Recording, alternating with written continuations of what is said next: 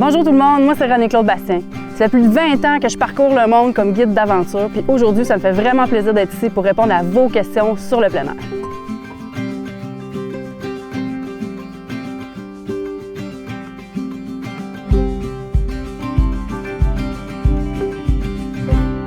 Aujourd'hui, la question nous vient de Mado de Tadoussac. Mado me demande qu'est-ce que je fais avec mon eau de vaisselle quand j'ai terminé de laver ma vaisselle sale. On y répond à l'instant. Arrive le moment de la journée que tout le monde anticipe, le temps de faire la vaisselle. Avant de parler de faire la vaisselle, on va parler du savon qu'on va utiliser. Donc la plupart du temps, quand on fait la vaisselle en plein air, on utilise un savon de forte concentration, évidemment qui est biodégradable.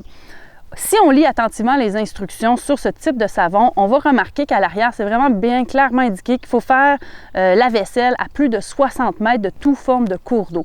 Alors, c'est pas parce que le savon est biodégradable qu'on peut se permettre de nettoyer notre vaisselle à même le lac ou le ruisseau. Il faut comprendre que même si c'est biodégradable, ça reste que c'est un polluant. La plupart du temps, là où on fait notre vaisselle, c'est également à l'endroit où on va remplir nos gourdes et choisir l'eau justement pour la cuisson. Donc, on veut pas la contaminer. Puis, il faut comprendre également que c'est un dégraissant. Beaucoup d'animaux aquatiques, comme les rats musqués puis même les canards, vont utiliser certaines graisses, dans le fond, pour imperméabiliser soit leur fourrure ou leurs plumes. Donc, à ce moment-là, une forte concentration peut venir déstabiliser cette production-là et venir nuire aux animaux aquatiques. Donc, on va s'assurer d'utiliser un savon biodégradable de forte concentration, mais on va faire notre vaisselle donc à 60 mètres d'un cours d'eau, 60 bons pas d'adultes, ça va faire le boulot. Première étape qu'on doit faire, c'est de creuser un trou d'eau usée. Donc, pour creuser le trou, on va avoir besoin d'une truelle. Vous comprendrez que cette truelle-là, c'est tout simplement une pelle de jardin. C'est ma truelle de canot camping. Elle est bien lourde pour la randonnée. Il en existe des modèles qui sont évidemment plus légers quand vient le temps de l'utiliser en randonnée pédestre. Par contre, c'est important de bien l'avoir avec soi parce que c'est ce qui va vraiment nous permettre de faire notre trou d'eau usée pour venir justement filtrer notre eau de vaisselle. Donc, j'utilise ma truelle, puis je vais venir découper à même le sol une calotte, dans le fond, de sol organique. Donc, je viens faire le trou ici pour libérer la calotte de sol organique. Et voilà. Et je vais tout simplement ici la mettre de côté. Ensuite de ça, à l'intérieur de mon trou, je veux arriver à atteindre là, un bon 15 à 20 cm de profondeur pour vraiment permettre à toutes les odeurs de se faire filtrer au sol. Idéalement, on va chercher le sol minéral. Puis ça tombe bien, c'est à peu près ça. Le sol minéral, on va le retrouver à peu près à 15 à 20 cm de profondeur. Donc, je retire la terre. 15 à 20 cm de profondeur, là, ça tombe bien. C'est généralement la longueur de la pelle, donc de la truelle. Donc à ce moment-là, ça me donne un indicateur comme quoi je suis assez profond. Ensuite de ça, ce que je vais utiliser, que vous n'avez peut-être pas avec vous non plus, qu'il va falloir commencer à utiliser, c'est ce qu'on appelle un tamis. Ça ici, c'est un tamis serré, donc tressé serré, que j'ai trouvé là, à faible coût. Évidemment, si je voulais l'alléger, je pourrais tout simplement là, retirer les anses métalliques.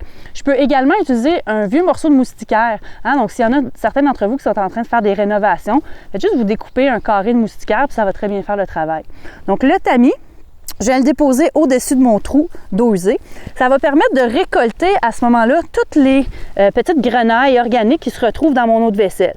Donc, en venant passer le tout ici, hop, je me ramasse avec, dans le fond, des résidus organiques que je vais vouloir gérer comme si c'était n'importe quel autre déchet.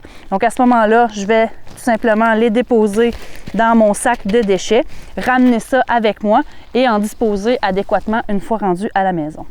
C'est dans ce trou-là d'eau usée également que je vais cracher, par exemple, pour me brosser les dents et donc tout simplement filtrer là, toute forme d'eau que je vais avoir utilisée pendant mon séjour à ce site de camping-là. Une fois que le trou, j'ai terminé de l'utiliser, donc le lendemain matin, avant de quitter, je vais tout simplement reprendre la matière que je suis allée chercher là, dans le fond du trou, donc la terre là, qui se retrouvait dans le fond, tout simplement remettre le tout en place et reprendre la calotte de sol organique, la repositionner et tout simplement à l'aide du pied ici, hop, je viens tout simplement refermer le tout. Ni vu ni connu. À ce moment-là, je me retrouve avec une zone qui est vraiment pas tant dérangée, puis surtout avec une réduction des odeurs potentielles. Donc, j'évite d'avoir des souris, j'évite d'avoir des ratons laveurs, des renards qui viennent perturber l'air de camping. J'ai pas pollué les cours d'eau. Ça a été très simple et maintenant, mes traces ne paraissent même plus. Voilà. Alors, merci tout le monde. N'oubliez pas de partager et d'aimer la page. Puis, je vous invite à me laisser en commentaire vos prochaines questions.